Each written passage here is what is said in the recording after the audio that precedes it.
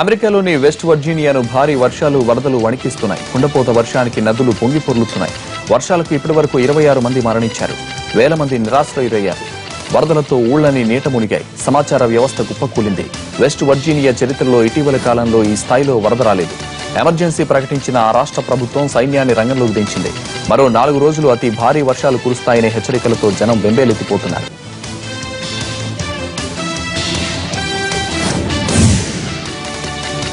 ఈయూలో Britain ఉండాలా వద్దా అనే అంశంపై జరిగిన చారిత్రాత్మక రెఫరెండంలో 72.2% ఓటింగ్ నమోదైంది. అయితే ఈ ఓటింగ్లో ఈయూ నుంచి వైదొలగాలన్న వాదనకు కేవలం 51.1% ఓట్లతో స్వల్ప ఆధిక్యం లభించింది. దాంతో మరోసారి రెఫరెండం నిర్వహించాలన్న డిమాండ్కు ప్రాధాన్యం పెరుగుతోంది.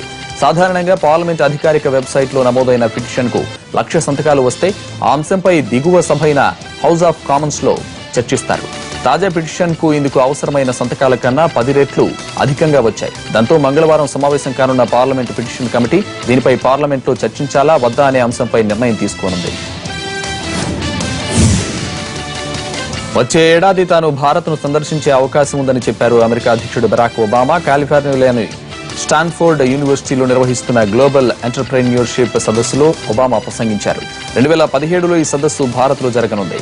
దానికి ఆహ్వానం అందితే వెళ్లగలనని ఒబామా ఈ సందర్భంగా చెప్పారు. మరోవైపు వచ్చే ఏడాది సదస్సుకు ఇండియాకు రావాలని ఒబామాకు ఆహ్వానించారు ప్రధాని మోదీ. అయితే మరో 7 నెలల్లో ఒబామా పదవీకాలం ముగియనున్నది. దీంతో అధికారిక హోదాలో ఒబామా భారత పర్యటన అనుమానాస్పదమేనని అంటున్నారు అధికారులు.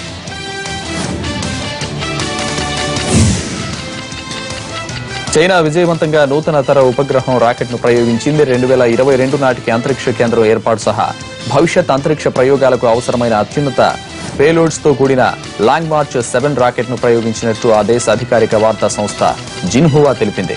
53 మీటర్ల ఎత్తు 597 టన్నుల బరువు గల వాహన నౌకను ప్రయోగించిన 10 నిమిషాల తర్వాత చంద్రుడికి 200 కిలోమీటర్ల దూరంలో పేలోడ్స్ విడుబడి కక్షలో ప్రవేశించాయి.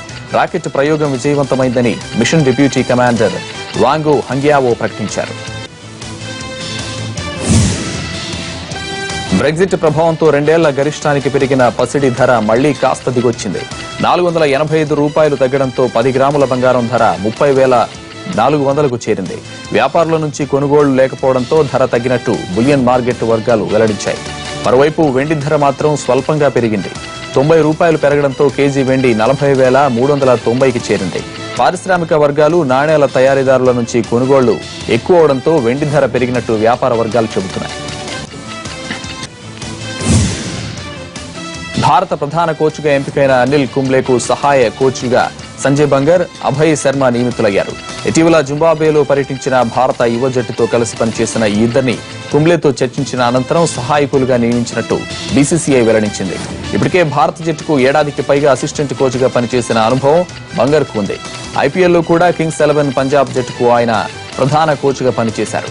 ఢిల్లీ మాజీ వికెట్ కీపర్ అభయ్ శర్మ కూడా జింబాబ్వేలో పర్యటించిన భారత జట్టుకు ఫీల్డింగ్ కోచ్గా వెళ్లారు. పనితీరు ఆధారంగా వీళ్ళిద్దరిని సహాయ కోచ్గా నియమించినట్లు సమాచారం. ఆఫ్ఘనిస్తాన్ క్రికెట్ ప్రధాన కోచ్గా భారత మాజీ ఆటగాడు లాల్ చంద్ రాజ్పుత్ ఎంపికయ్యారు. ఇటీవల భారత క్రికెట్ చీఫ్ కోచ్ పదవికి కూడా రాజ్పుత్ పోటీ పడ్డారు. అయితే మన దగ్గర అవకాశం దక్కకపోయినా ఆయన్ను కోచ్గా నియమిస్తూ ఆఫ్ఘాన్ క్రికెట్ బోర్డు నిర్ణయం తీసుకుంది. ఇంతవరకు ఆ బాధ్యతల్ని పాకిస్తాన్ మాజీ క్రికెటర్ ఇంజమామ్ ఉల్ హక్ నిర్వర్తిస్తున్నారు. గత ఏప్రిల్లో ఆయన ఆ బాధ్యతల నుంచి తప్పుకోవడంతో ఖాళీ ఏర్పడింది. భారత్లో కోచ్గా పనిచేసిన అనుభవం ఉండడం వల్ల రాజ్పుత్కు ఆ అవకాశం దక్కింది. భారత క్రికెట్ కంట్రోల్ బోర్డు తన పేరును మార్చుకోవాలనుకుంటోంది. బీసీసీఐ స్థానంలో దానికి కొత్త పేరును పెట్టాలనుకుంటున్నట్లు బోర్డు వర్గాలు చెబుతున్నాయి. బీసీసీఐ వెబ్సైట్ ఈ విషయంలో త్వరలో ఆన్లైన్ పోలింగ్ నిర్వహించనుంది. బీసీసీఐ పేరులో కంట్రోల్ పదాన్ని మార్చి దాని స్థానంలో కేర్ అన్న పదాన్ని పెట్టాలనుకుంటున్నారు. క్రికెట్ బోర్డు ఎవరిని నియంత్రించదని, అది అందరి క్షేమాన్ని ఆశిస్తుందని అన్నారు బోర్డు అధ్యక్షుడు Anurag Thakur. Pro kabaddi 4th season ను తెలుగు టైటాన్స్ జట్టు ఓటమితో ఆరంభించింది. నిన్న జరిగిన మ్యాచ్ లో 24-28తో పూణేరి పల్టన్ చేతిలో తెలుగు టైటాన్స్ ఓటమి పాలైంది. పూణేరి కెప్టెన్ మంజిత్ చిల్లర్ 5 టాకిల్ పాయింట్లతో రాణించగా అజయ్ ఠాకూర్ 3 రైడింగ్ పాయింట్లు సాధించాడు. ఇక టైటాన్స్ నుంచి కెప్టెన్ రాహుల్ చౌదరి 4 రైడింగ్ పాయింట్లు, వినోద్ 5, సందీప్ నర్వాల్ 4 టాకిల్ పాయింట్లతో ఆకట్టుకున్నారు. చివరి క్షణం వరకు ఉత్కంఠభరితంగా జరిగిన మరో పోర్లో యూ ముంబా జట్టు 36-34 తేడాతో జైపూర్ పింక్ ప్యాంథర్స్ ను ఓడించింది. ముంబా జట్టులో రాకేష్ 9, రిషాంక్ 5 రైడింగ్ పాయింట్లు సాధించారు.